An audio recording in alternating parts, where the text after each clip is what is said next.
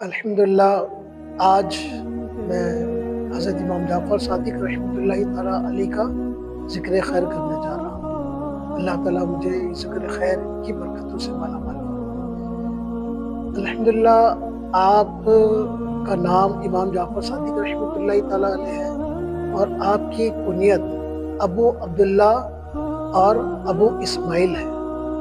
आपकी वालिदा का नाम हज़रत सैयदतुना उम्मे फ़रहा और ये नसब इनका इनके उम्मे फ़रहा बिनते कासिम बिन मोहम्मद बिन सिद्दीक़ अकबर रज़ी अल्लाह अन्हु। तो गोया यहाँ से फैज़ान सिद्दीक़ अकबर चल रहा है। वालिद साहब की तरफ से देखें तो हज़रत इमाम जाफ़र सादिक़ बिन बाकिर बिन अली ज़ैनुल आबिदीन बिन हुसैन बिन अली रज़ी अल्लाह तआला अन्हु। तो यहाँ से फैज़ान अली रज़ी अल्लाह तआला अन्हु जारी है।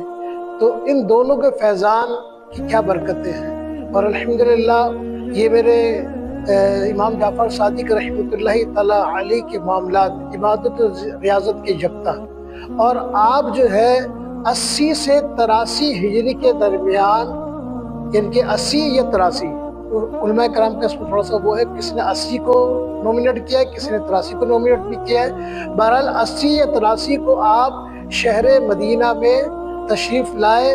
17 रबीउल अव्वल थी और पीर का दिन था। सुभान अल्लाह, मेरे आका अलैहिस्सलातु वस्सलाम का दिन।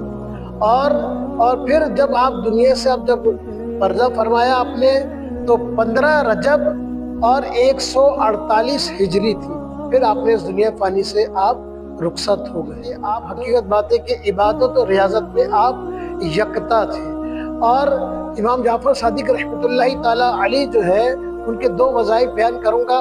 पहला ये कि आप फरमाते हैं कि जब तुम किसी खौफ में हो तो 5 मरतबा या रब्बना कह लो, वो खौफ आपका अमन में तब्दील हो जाएगा और इंशाअल्लाह दिल में जो मामलात हैं वो बेहतर हो जाएंगे। और दूसरा वजीफ़ा है कि हर शख्स आज परेशान है। तो इमाम जाफ़र सादिक़ रहमतुल्लाहि ताला अलैह ने फरमाया आप इनकी निस्बत से पढ़ेंगे ना तो फिर बात कुछ और होगी। अब आप फरमाते हैं कि जब मुसीबत में हो, परेशानी में हो तो ला हौला वला कुव्वता इल्ला बिल्लाहिल अलीय्यिल अज़ीम पढ़ें तो इंशाअल्लाह करीम इसकी बरकत से आपके तमाम मामलात हल हो जाएंगे। अल्लाह ताला हमें इनकी बरकतों से मालामाल